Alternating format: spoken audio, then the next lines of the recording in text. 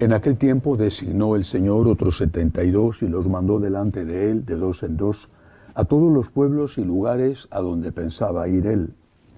Y les decía: la mies es abundante y los obreros pocos. Rogad pues al dueño de la mies que envíe obreros a su mies. Poneos en camino. Mirad que os envío como corderos en medio de lobos. No llevéis bolsa, ni alforja, ni sandalias, y no saludéis a nadie por el camino. Cuando entréis en una casa, decid primero paz a esta casa. Y si allí hay gente de paz, descansará sobre ellos vuestra paz, y si no, volverá a vosotros. Quedaos en la misma casa, comiendo y bebiendo de lo que tengan, porque el obrero merece su salario. No andéis cambiando de casa en casa. Si entráis en una ciudad y os reciben, comed lo que os pongan, curad a los enfermos que haya en ella y decidles: el reino de Dios ha llegado a vosotros. Palabra del Señor. Gloria a ti, Señor Jesús. La fiesta de un evangelista, hoy es San Lucas, es siempre un motivo de fiesta, pero también un motivo para reflexionar sobre lo que significa el Evangelio, los Evangelios y la autenticidad del mismo. Cuando han querido echar basura, lodo sobre Cristo, lo han hecho intentando desprestigiarle o bien diciendo insultos acerca de él, o bien diciendo que es un mito y que en realidad quizá hubo un personaje histórico insignificante que después fue agigantado convirtiéndose en una leyenda. Reprochan a San Pablo precisamente haber, como dicen los enemigos de nuestro Señor, haber deificado a un vulgar rabino judío. Y la base en la que se apoyan para estos insultos, en este desprestigio que intentan hacer con la figura de Jesús, es que, dicen, los evangelios fueron escritos muy tardíamente. Hablan incluso algunos en su enorme ignorancia de que fueron escritos en el siglo II y hasta el siglo III. La mentira, dicen, tiene las patas cortas. Los que han estudiado seriamente la Biblia saben, y así lo dicen, que hay datos en los evangelios que tuvieron que ser necesariamente escritos antes de la gran catástrofe que cayó sobre el pueblo de Israel en el año 70, que fue la destrucción de Jerusalén, con más de 1 millón entre muertos y judíos hechos esclavos. La ciudad arrasada y reconstruida posteriormente por los propios romanos con otro nombre, Aelia Capitolina. Era el emperador Tito y había sucedido en esa campaña militar a su padre.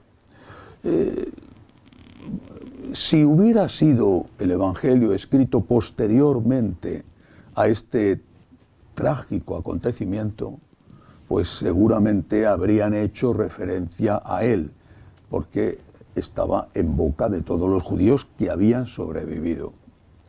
En cambio, eso no es así. Jesús habla de la destrucción de Jerusalén, pero lo hace como profecía y sin dar muchísimos detalles, cosa que no hubiera ocurrido. Por otro lado, se sabe que San Pedro, San Pablo mueren, si no a la vez con muy poca diferencia, en la persecución de Nerón, año 64 aproximadamente, que Lucas, lo cuenta San Pablo en una de sus cartas, era uno de sus fieles compañeros. Y Lucas interrumpe, y no se sabe el motivo, el relato que está haciendo sobre los pasos de Pablo, también de Pedro, pero sobre todo de Pablo, en el libro que conocemos como Hechos de los Apóstoles. ¿Qué le sucede? Pues lo que le sucede muy probablemente es que muere mártir también en esa persecución. y posiblemente en otra ciudad, quizá en Alejandría, pero posiblemente en una fecha también próxima a la muerte de su maestro y de su amigo San Pablo. Por tanto, tenía que tener el Evangelio ya escrito. Lucas era médico de Antioquía, la ciudad donde había sido obispo San Pedro y después fue obispo San Ignacio. La primera ciudad, el primer sitio donde a los seguidores de Jesús se le llamaron cristianos.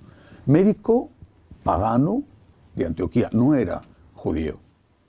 Se convierte, pero con su mentalidad científica quiere estar muy seguro de la historicidad, de la autenticidad de aquello en lo que cree. Y por eso empieza su evangelio diciendo esto: me he propuesto investigar a fondo si lo que nos cuentan es verdad. Hay una tradición oral. Jesús no había dicho id y escribid, había dicho id y predicad. Hay una tradición oral que cuando empiezan las persecuciones, y no solo la de Nerón, sino antes, la primera persecución que costó la vida a San Esteban y después al apóstol Santiago, la emprenden los judíos. A San Pedro le meten en la cárcel, a San Pablo los propios judíos intentan matarle. Comprenden los cristianos que si no se pone por escrito esa tradición oral, el relato de las parábolas que había predicado Jesús, por supuesto el relato de su muerte y de su resurrección, eso se puede perder o desfigurar, y empiezan a escribir. Bueno, pues San Lucas esto lo investiga, como un científico que es, lo investiga. Y va más allá que San Mateo y que San Marcos, que ya habían empezado a escribir, si es que no habían terminado de escribir su propio evangelio. Estamos hablando que esto ocurre antes de su muerte, obviamente, en torno a los años 60. Y digo que va más allá porque dice cosas que los otros no habían dicho. Se fijan en la Santísima Virgen María. La tradición dice que la conoció personalmente, que pintó un cuadro de ella. Eso es tradición, ciertamente. Pero lo que no es tradición es que cuenta con detalle cómo fue la aparición del ángel a la Virgen, cuenta la visita de María a su prima Santa Isabel, el maravilloso himno del Magnificat. Es decir, estamos ante un testigo pagano que se convierte al cristianismo y que por su formación y porque no quiere estar creyendo en fantasías, investiga y nos dice esto es lo que hay. Y que después da la vida como sello de autenticidad de aquello que él mismo ha escrito. El Evangelio de San Lucas es una maravilla. Es uno de los 4 evangelios no solamente más fácil de leer, sino más rico en espiritualidad, porque está escrito mostrando el rostro de un Jesús que sufre con el que sufre, que llora con el que llora y que ha venido a consolar a todos los que estamos sufriendo. Dicho esto, hay que añadir algo más, en general, no solo sobre el Evangelio de San Lucas. Hay que aprovechar estos días para hacer un poco de catequesis.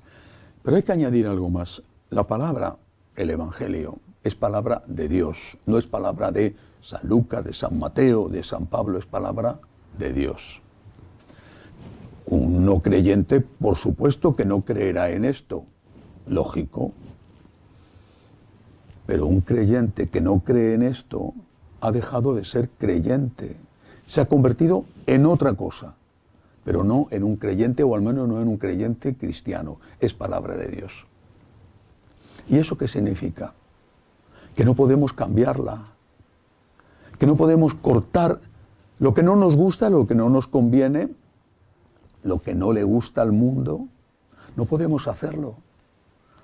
Somos nosotros los que tenemos que adaptarnos a la palabra y no pretender que la palabra se adapte a nosotros.